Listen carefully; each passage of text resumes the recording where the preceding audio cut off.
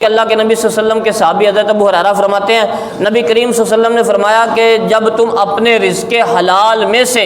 اللہ کی راہ میں ایک کھجور کے برابر صدقہ کرتے ہو نا، اللہ تعالیٰ تمہارے اس صدقے کو پالتا ہے جس طرح تم اپنی گھوڑی کا بچہ پالتے ہو۔ حضور نے گھوڑی کے بچے کا ذکر اس لیے کیا کہ عرب والے لوگ گھوڑے پالتے تھے اس وقت، تو حضور نے مثال دے کے سمجھایا، کہا کہ جیسے تم اپنی گھوڑی کا بچہ پروان چڑھاتے ہو اسی طرح اللہ کے ہاں تمہارا صدقہ بھی بڑھتا ہے، اور فرمایا اتنا بڑھ جاتا ہے کہ جتنا پہاڑ ہوتا ہے نا، پہاڑ کے برابر وہ تمہارا ایک کھجور جتنا صدقہ دیا اللہ کے رسول نے فرمایا وہ پہاڑ کے برابر ہو جاتا ہے۔ اللہ کے رسول نے فرمایا اس کا مطلب یہ ہے کہ اللہ تمہارے اس رزق حلال میں برکتیں ڈالتا رہتا ہے،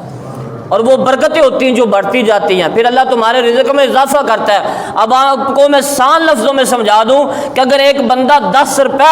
اللہ کی راہ میں صدقہ دیتا ہے نا تو اس کو ایک کھجور کے ماندہ سمجھ لے، ایک کھجور کے برابر سمجھ لے۔ 10 روپے اگر دے گا تو اللہ اسے بڑھا کے 100 کر دے گا، 100 سے پھر 500، 500 سے 1000، 1000 سے پھر آگے تعداد بڑھتی جائے گی، لاکھوں تک بات چلی جائے گی، فقط کس لیے؟ اللہ کی راہ میں دینے سے۔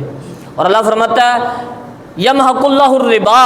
سود کو اللہ مٹاتا ہے، ویربی الصدقات، اللہ صدقے کو بڑھا دیتا ہے۔ یہ قرآن کریم ہے، اور اللہ فرماتا ہے وَإِن تُخْفُوهَا وَتُؤْتُوهَا الْفُقَرَاءَ فَهُوَ خَيْرٌ لَكُمْ، فرمایا جو تم پوشیدہ صدقہ دیتے ہو نا اللہ کی راہ میں وہ تمہارے لیے بہت زیادہ بہتر ہوتا ہے۔ فَهُوَ خَيْرٌ لَكُمْ، جو تم چھپا کے دیتے ہو، خفیہ صدقہ دیتے ہو رب کی راہ میں، فرمایا فَهُوَ خَيْرٌ لَكُمْ، وہ تمہارے لیے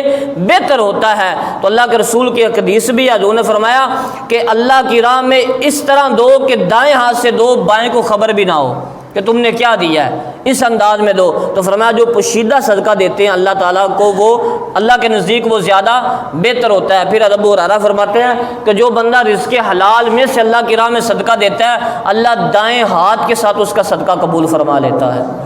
اللہ کی بارگاہ میں صدقہ قبول۔ پھر حضور نے فرمایا 70 بلائیں صدقہ جو ہے وہ ٹال دیتا ہے بندے سے۔